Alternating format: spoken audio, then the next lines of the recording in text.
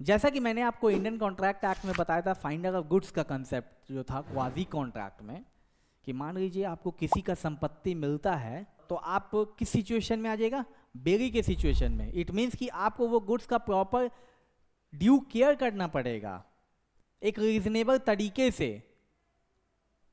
ठीक है, आप मान रहे हैं जैसे मिस्टर एक्स को मिला मिस्टर वाई का गुड वॉच मिला मान लीजिए, तो जो वॉच जो है वो मिस्टर एक्स के पास लाइबिलिटी है कि वो वॉच को अच्छे तरीके से रखे। गुड आफ्टरनून स्टूडेंट, कैसे हैं आप सब? उम्मीद करता हूँ बहुत अच्छे होंगे। ज्यूरिस पाथवे के ऑनलाइन टीचिंग प्लेटफॉर्म पे मैं ज्ञानराज आपका स्वागत करता हूँ। जैसा कि मैंने इंडियन कॉन्ट्रैक्ट एक्ट में 90% मैंने कंप्लीट कर दिया है सिलेबस, तो छोटी सी कुछ माइन्यूट टॉपिक बची हुई थी, जिसकी वजह से मैंने बताया आपको कि 1 से 2 दिन में मैं ख़त्म कर दूंगा। तो कुछ छोटे छोटे टॉपिक हैं, जैसे पीछे स्लाइड में शायद आपको दिखा होगा, इंडिमिनिटी, गारंटी, बेलमेंट। तो आज का जो सेशन होगा इसी 3 टॉपिक्स के ऊपर होगा, जो एक बहुत ही छोटा टॉपिक है। क्वेश्चन में इनसे क्लैट एग्जामिनेशन में बनने के संभावना है। तो आइए समझते हैं इस टॉपिक को कि इंडिमिनिटी क्या होता है। ठीक है ना, चलिए। So here it is that contract of indemnity. Indemnity से क्या समझते हैं?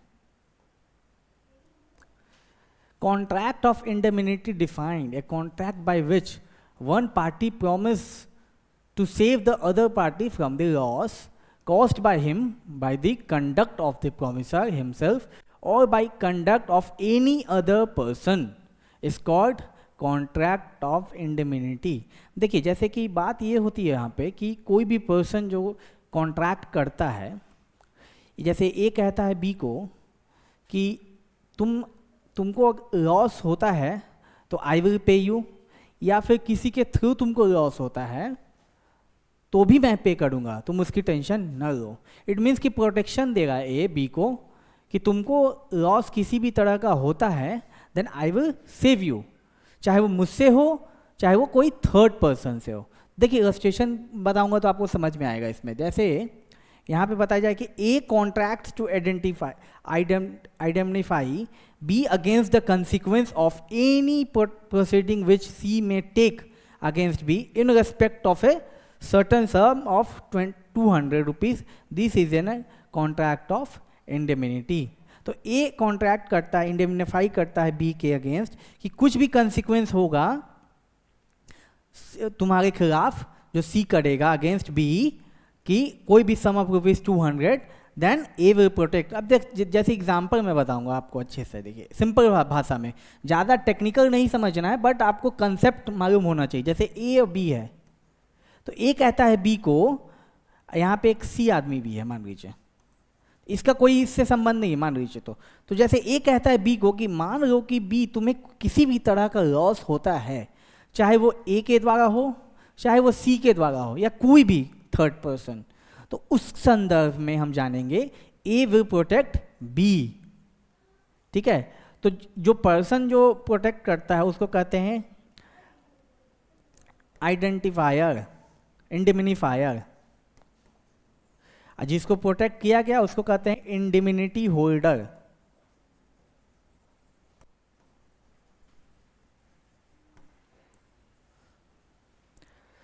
जिसने श्योरिटी दिया, जिसने प्रोटेक्ट करने का वचन दिया कि ए बी को प्रोटेक्ट करेगा फ्रॉम द एनी लॉस, चाहे वो ए के द्वारा हो चाहे वो कोई भी थर्ड पर्सन के द्वारा हो, तो उस सिचुएशन में ए को हम क्या कहेंगे, इंडिमिनिफायर।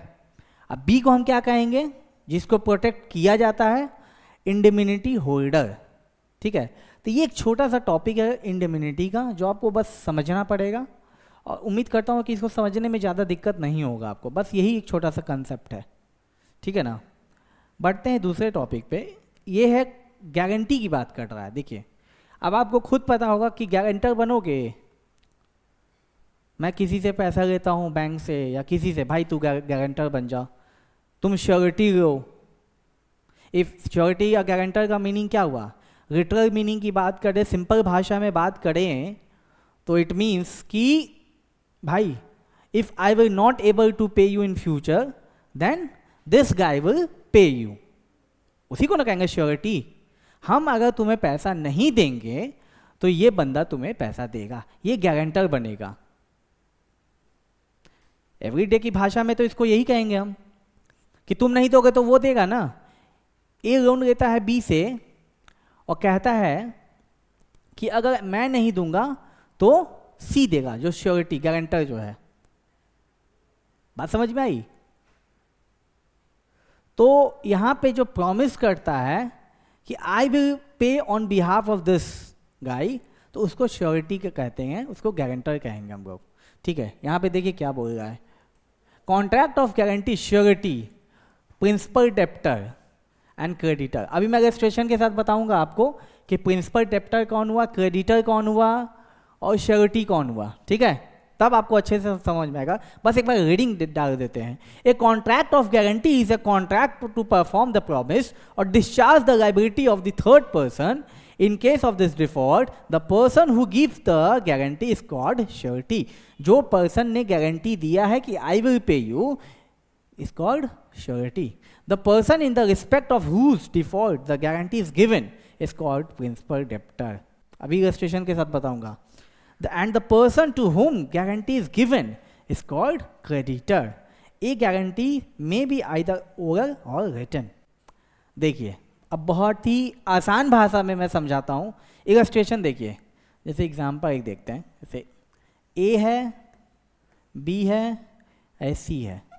ठीक है, ए लेता है 50,000 टू बी।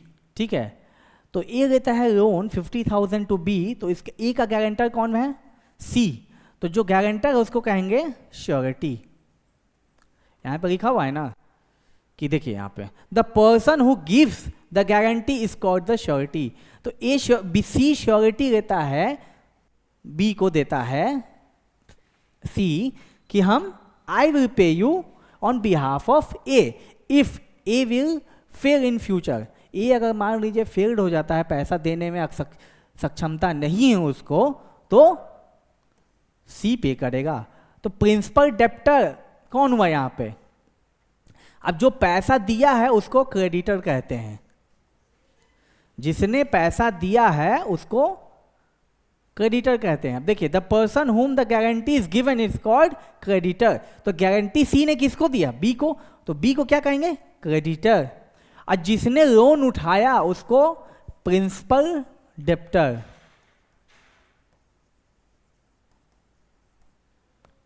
बात समझ में आई? ये तीन आदमी का चेन है यहाँ पे।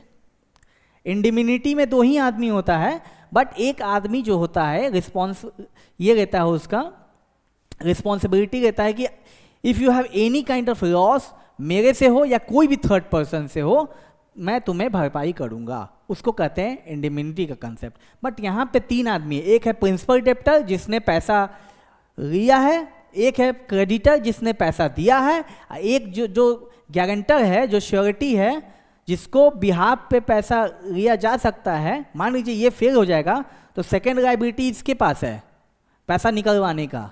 आप भी जानते होंगे कि बैंक में जब लोन की बात की जाती है तो वहाँ पे एक गारंटर को खोजते हैं। ठीक है, इट मीन्स कि मान लीजिए कि जो प्रिंसिपल डेप्टर है ए, आप पैसा देने में असक्षमता हो गए, ठीक है, तो उस विषय में जो गारंटर होगा उसको बैंक पकड़ेगी। तो इस सेंस में इनको श्योरिटी बनाया गया है कि if A will fail, C will pay the money. ठीक है, तो ये कंसेप्ट है गारंटर का, प्रिंसिपल डेप्टर का और क्रेडिटर का। अब देखिए क्रेडिटर बताया था मैंने आपको, the person who gives the guarantee is called surety, C. The person in respect whose default the guarantee is given is called the principal debtor. अब इनका जब मनी डिफॉल्ट हो जाएगा तो उसके बदले में सी देगा पैसा। तो ये हो गया प्रिंसिपल डेप्टर, ये हो गया श्योरिटी, ये हो गया क्रेडिटर जिसने पैसा दिया। बात समझ में आई? ठीक है, ये छोटा छोटा कंसेप्ट है गारंटी का। अब एक और छोटा सा कंसेप्ट आता है, बेलमेंट क्या है, बेगर क्या है, बेरी क्या होती है। ठीक है, जैसा कि मैंने आपको इंडियन कॉन्ट्रैक्ट एक्ट में बताया था, फाइंडर ऑफ गुड्स का कंसेप्ट जो था क्वाजी कॉन्ट्रैक्ट में, कि मान लीजिए आपको किसी का संपत्ति मिलता है एंड तो आप किस सिचुएशन में आ जाएगा, बेरी के सिचुएशन में। इट मीन्स कि आपको वो गुड्स का प्रॉपर ड्यू केयर करना पड़ेगा एक रीजनेबल तरीके से, ठीक है। आप मान रहे हैं जैसे मिस्टर एक्स को मिला किसी का, मिस्टर वाई का गुड वॉच मिला मान लीजिए, तो जो वॉच जो है वो मिस्टर एक्स के पास लाइबिलिटी है कि वो वॉच को अच्छे तरीके से रखे एज अ बेरी, मीन्स कि रीजनेबल एंड ड्यू केयर तरीके से रखना होगा, ठीक है। ये है बेरी का कंसेप्ट। चलिए अब इसमें क्या है, उसी का है कंसेप्ट बेरी का। अब बेरमेंट का, जो बेरमेंट होल प्रोसेस को बेरमेंट कहते हैं। अब देखिए, a bailment is the delivery of goods by one person to another for some purpose upon a contract that they shall be when the purpose is accomplished will be returned otherwise disposed of according to the direction of the person delivering them. The person that delivering the goods is called bearer. The person to whom they delivered is called bearer. देखिए simple भाषा में बेरमेंट क्या है, बेरमेंट एक process है जिसमें एक person किसी दूसरे इंसान को कोई गुड्स देता है किसी पर्पस के लिए। अब वो पर्पस जब अकम्प्लीस्ड हो जाए, खत्म हो जाए, फुलफिल हो जाए, तो उस सिचुएशन में वो गुड्स रिटर्न कर दे, या एज पर डायरेक्शन दिया हुआ है डिस्ट्रॉय करने का तो डिस्ट्रॉय कर दे। तो जो पर्सन जिसने गुड्स दिया है उसको बेगर कहेंगे हम। अभी मैं इलस्ट्रेशन बताऊंगा आपको। और जिसको गुड्स मिला है उसको बेगी कहेंगे, ठीक है, ठीक है। ये होल प्रोसेस को हम बेगमेंट कहते हैं। बात समझ में आई? देखिए एग्जाम्पल बताओ, मैंने आपको धोबी का एग्जाम्पल बताया था कि मान लीजिए हम अपना कपड़ा देते हैं धोबी को धोने के लिए, तो वो जो कपड़ा दिए हैं वो गुड्स हो गया, धोबी क्या हुआ, बेगर हो गया, बेगी हो गया। मैं क्या हो गया, बेगर, क्योंकि मैंने गुड्स दिया है उसको। ये होल प्रोसेस को हम बेगमेंट कहेंगे।